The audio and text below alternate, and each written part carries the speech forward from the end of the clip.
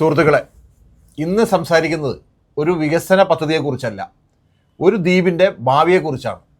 ഒരു അതുല്യമായ പ്രകൃതി സമ്പത്തിൻ്റെയും അവിടെ ആയിരക്കണക്കിന് വർഷങ്ങളായി ജീവിച്ചിരുന്ന ആദിവാസി സമൂഹങ്ങളുടെയും നിലനിൽപ്പിനെക്കുറിച്ചാണ്.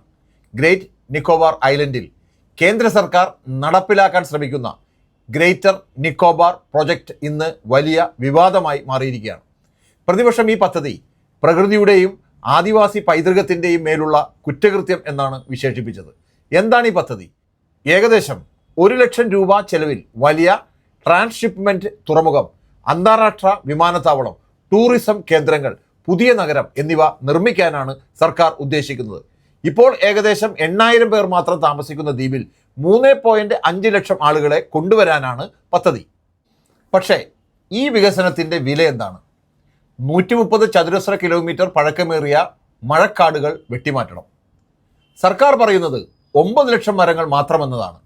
എന്നാൽ ശാസ്ത്രജ്ഞർ പറയുന്നത് യഥാർത്ഥത്തിൽ 30 ലക്ഷം മുതൽ 1 കോടി വരെ മരങ്ങൾ നശിക്കാൻ ഇടയുണ്ട് എന്നാണ്. ഇത് കാടിൻ്റെ നാശമല്ല, ഒരു സമ്പൂർണ്ണ ജീവവ്യവസ്ഥയുടെ തകർച്ചയാണ്. ഈ ദ്വീപ് സാധാരണ സ്ഥലമല്ല, യുനെസ്കോ അംഗീകരിച്ച ബയോസ്ഫിയർ റിസർവാണിത്. അപൂർവ പക്ഷികൾ, ഉപ്പുവെള്ള മുതലകൾ, ഡോർഫിനുകൾ, തിമിംഗലങ്ങൾ, പവിഴപ്പുറ്റുകൾ, അനവധി ജീവജാലങ്ങളുടെ ആവാസ കേന്ദ്രമാണ്.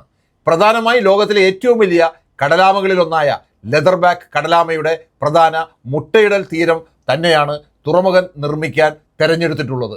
ലക്ഷക്കണക്കിന് വർഷങ്ങളായി തുടരുന്ന പ്രകൃതിയുടെ ചക്രം മനുഷ്യൻ്റെ ലാഭക്കൊതിക്ക് വേണ്ടി തകർക്കപ്പെടുകയാണ്. ഇതിലും ദാരുണം അവിടെ ജീവിക്കുന്ന ആദിവാസി സമൂഹങ്ങളുടെ അവസ്ഥയാണ്. ഷോംപെൻ ആദിവാസി സമൂഹം, നിക്കോബാറീസ് ജനസമൂഹം എന്നീ സമൂഹങ്ങൾ തലമുറകളായി ഈ ഭൂമിയോട് ചേർന്നാണ് ജീവിക്കുന്നത്. 2004 സുനാമിക്ക് ശേഷം ഇവരെ പല ഭാഗങ്ങളിലേക്ക് മാറ്റിപ്പാർപ്പിച്ചു. ഇപ്പോൾ ഈ പദ്ധതി വന്നാൽ അവർക്ക് സ്വന്തം ഭൂമിയും കാടുകളും മീൻപിടുത്ത മേഖലകളും എല്ലാം നഷ്ടമാകും. സർക്കാർ പറയുന്നു ആദിവാസികളെ മാറ്റിപ്പാർപ്പിക്കില്ല. പക്ഷേ അവരുടെ ഭൂമി എടുത്തു കളഞ്ഞാൽ, അവരുടെ ജീവിത രീതിയും സംസ്കാരവും തകർത്തു കളഞ്ഞാൽ അത് മാറ്റിപ്പാർപ്പിക്കൽ തന്നെയാകുകയാണ്. ഇവിടെ ഏറ്റവും അപകടകരമായ കാര്യം മറ്റൊന്നാണ്. പദ്ധതിക്കെതിരായ എല്ലാ ചോദ്യങ്ങൾക്കും സർക്കാർ പറയുന്നത് ദേശസുരക്ഷ, തന്ത്രപ്രധാനത, രാജ്യഹിതം എന്നൊക്കെയാണ്. രാജ്യസ്നേഹം എന്ന പേരിൽ പരിസ്ഥിതി നാശം മറയ്ക്കാൻ ശ്രമിക്കുകയാണ്. ചോദ്യം ചെയ്യുന്നവരെ വികസന വിരുദ്ധർ അല്ലെങ്കിൽ ദേശവിരുദ്ധർ എന്ന മുദ്രകുത്താനുള്ള ശ്രമമാണ് നടക്കുന്നത്. സത്യം എന്താണ്? രാജ്യസുരക്ഷയ്ക്കായി സൈനിക സൗകര്യങ്ങൾ വേണമെങ്കിൽ അതിന് ഇത്രയും വലിയ വനനശീകരണം ആവശ്യമില്ലെന്ന് മുൻ നാവികസേന മേധാവികൾ തന്നെ പറഞ്ഞിട്ടുണ്ട്. വളരെ കുറഞ്ഞ സ്ഥലത്തും കുറഞ്ഞ ചെലവിലും അത് സാധ്യമാണ്. അതുകൊണ്ട് നമ്മൾ ചോദിക്കണം, വികസനം എന്നത് പ്രകൃതിയെ നശിപ്പിക്കലാണോ? ആദിവാസികളെ ഇല്ലാതാക്കലാണോ? കാടും കടലും പവിഴപ്പുറ്റുകളും ഇല്ലാതാക്കി കോൺക്രീറ്റ് നഗരം പണിയലാണോ?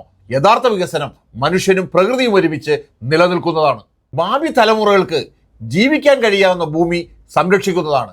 ഗ്രേറ്റർ നിക്കോബാർ പദ്ധതി ഒരു വികസന പദ്ധതി മാത്രമല്ല, ഇന്ത്യയുടെ പരിസ്ഥിതി രാഷ്ട്രീയത്തിനുള്ള വലിയ പരീക്ഷണമാണ്. ഈ പോരാട്ടം ഒരു ദ്വീപിന് വേണ്ടിയല്ല, പ്രകൃതിയെയും ജനാധിപത്യത്തെയും ആദിവാസി അവകാശങ്ങളെയും സംരക്ഷിക്കാനുള്ള പോരാട്ടമാണ്.